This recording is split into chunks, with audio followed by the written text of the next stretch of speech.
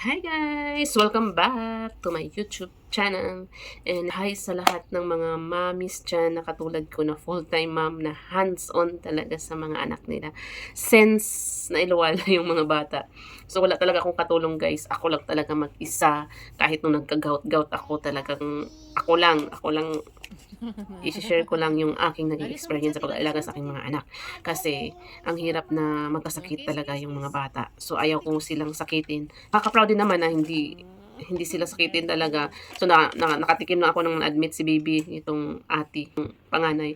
Nakatikim na ako ng admit sa kanya nung paglabas niya kasi nag-jaundice siya, nag-yellow siya. So yun lang ang nakatikim ako ng admit sa ospital kasi grabe talaga, hindi madali talaga pag nasa ospital nag-i-stay ka tapos panay kuha yung dugo kasi ila-laboratory. God, grabe talaga, parang na-trauma ako ako napobya ba, parang ayaw kong ganun na maaano sila sa ospital. Kaya lagi akong nanonood ng mga tips para paano talaga na makaiwas sa mga sakit-sakit sa mga bata. So, importante talaga guys na matuto tayo. Unang-una diyan kung bakit magkakasakit yung bata dahil sa mga kinakain, eh. Yun lang naman talaga para sa akin lang, sa akin lang yung mga thinking ko sa pagkain talaga. So, stricto ang daddy nila pagdating sa pagkain. Ayaw rin niya na kung ano-anong bibigay. So, dapat ano lang, as much as possible, talagang healthy lang, gulay, prutas, at saka yung yung mga niluluto na pagkain, hindi yung instant-instant na binibili lang kung, diyan na kung ano lang, yung baga easy easy to eat na lang. So, hindi ko pa na-experience na na-admit sila sa laki. Maliban dun sa nung nag-jaundice yung paglabas. Pareho silang jaundice nung lumabas, eh, nag-ye-yellow.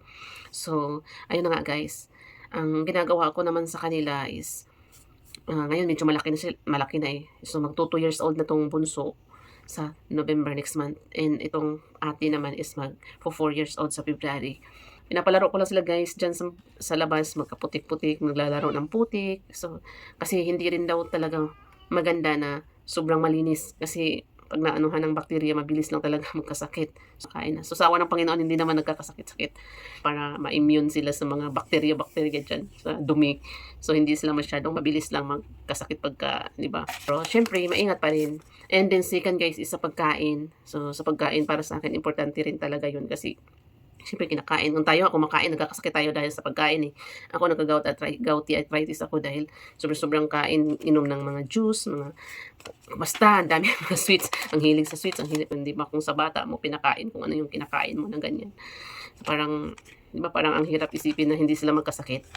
So, yun naman ang sa akin lang na yung thinking lang ba.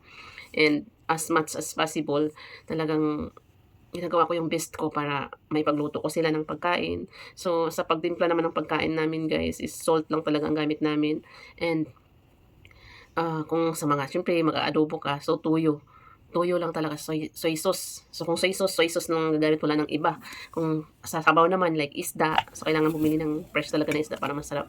So, lagyan mo lang ng kamatis yun guys, at saka konting salt. So, timplahan mo lang ng salt. Masarap na yun talagang, promise. Hindi mo na kailangan lagyan pa ng kung ano-ano pang pangpalasa diyan. Kasi sa akin guys, gusto ko talaga na medyo healthy ng konti pagdating sa pagkain.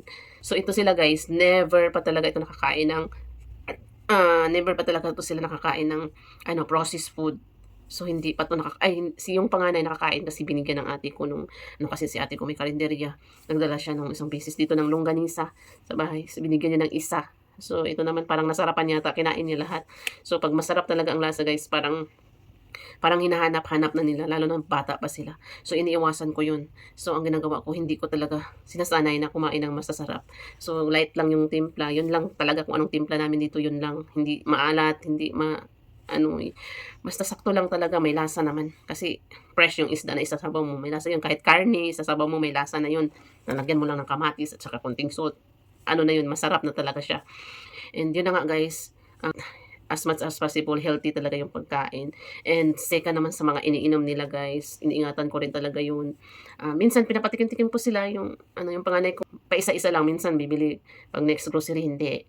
And next naman, bibilhan ko na naman siya ulit. Yakult, mga ganyan, pinatikim ko na siya. Pero hindi palagi. Junk foods, hindi talaga sila nakakain pa ng junk foods guys. Soda, hindi pa. And sa pag-about naman sa pagpakain guys, parang normal na talaga na sa stage ng bata na minsan ayaw kumain. So, sa akin naman 'pag mga ganyan, hinahayaan ko talaga, bahala siyang magutom siya. Minsan umiiyak, naghahanap ng gusto niyang biscuits kasi pinapakain ko na ng biscuits yan, nakakatikim na ng biscuits yan. Minsan naghahanap siya. So, hindi ko yan talaga binibigyan guys kahit maglumpasay pa yan sa iyak. Aanuhin ko siya, kakausapin ko siya, bigyan ko siya ng laruan, laruin ko siya. So, okay naman minsan pag tumatahan na, makakalimot na siya, maglaro-laro na siya. And hanggang sa magutom siya. Hanggang sa magutom siya guys. Talagang siya yung kusa na maghahanap, magsasabi na rice. So siya ang magsasabi, "Mama, I want eat rice." So nakakapagsalita na siya guys, no. Basta ako sa akin, hindi ako nag-alala pagka napainom ko siya ng gatas. Kasi yung gatas, parang pagkain na rin yan eh. Mayroon na yung mga ano eh, kasamang mga ano dyan. So, okay lang sa akin yan pag ganun. So, ganun ang ginagawa ko guys. So, ganun lang. Lagi yung pag ayaw kumain, bahala ka dyan. Pero hindi ako nagbibigay na kahit ano. Kasi minsan umiiyak siya, parang sabi ko talagang ano na yung ano mo eh, parang naaawa ka. Pero kung isipin mo na masanay siya sa ganun, iiyak lang siya, may bibigay ka. So, parang ano eh, hindi mo na makontrol pag lumaki siya na lumaki na, parang yan, mag-aano na yan, aawayan ka na yan pag hindi mo bibigyan. So, mas maganda talaga pag hindi siya talaga masanay. Kaya, ano, yun ang ano, parang sa akin, naging ano naman, parang naging effective.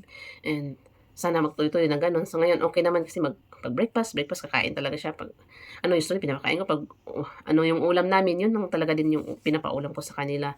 So, kailangan healthy din yung pagkain namin, hindi yung ano. So, minsan napapatikim ko na rin sila sa ano, kain tayo sa labas. So, napapakain ko na siya. Parang hindi naman siya masyadong, alam mo yung parang patay gutom na masarap 'to, gano'n talaga. So, hindi naman. So, parang na-balance ko lang din yung ano sa kanila, yung pagkakapakain. So, yun lang ang aking mai-share, and sana ano eh, yung gano'n talaga sa pagkain, dapat iiwas talaga si baby sa ano, para 'di ba, parang feeling ko nakakatulong talaga na hindi siya pakainin ng yan, especially junk foods guys, hindi ko pa talaga 'to napakain ng junk foods. Itong anong soda, hindi ko pa siya natikim ng gano'n. Kasi baka masanay. Mahirap 'yun kung tayo nga nagkakasakit, sila pa kaya eh, medyo maliit pa sila 'di ba? Parang hindi pa sila fully developed talaga sa atin na matitigas na talaga. So 'yun lang guys, ang sa mga mom, kung puwede talagang gano'n yung gagawin, na iiwas talaga si baby sa mga ganyang pagkain. Pero 'pag malaki na sila, puwede na siguro sila na rin ang mag-a-adjust sa sarili nila, gano'n. So at least malaki na sila. So parang 'yun ang ano ko, yung thinking ko. Ang daddy nila is stricto talaga sa mga pagkain, kaya naano rin ako. So parang tina-try ko talaga yung the best talaga na para ano ko yung pagpapakain at pagpaalaga sa kanila. Kaya yun lang siguro ang aking mai-share. So, thank you, and sana healthy lang yung lahat ng mga babies at walang magkakasakit kasi ang hirap. So, yun ang aking mai-share. Thank you, and bye-bye.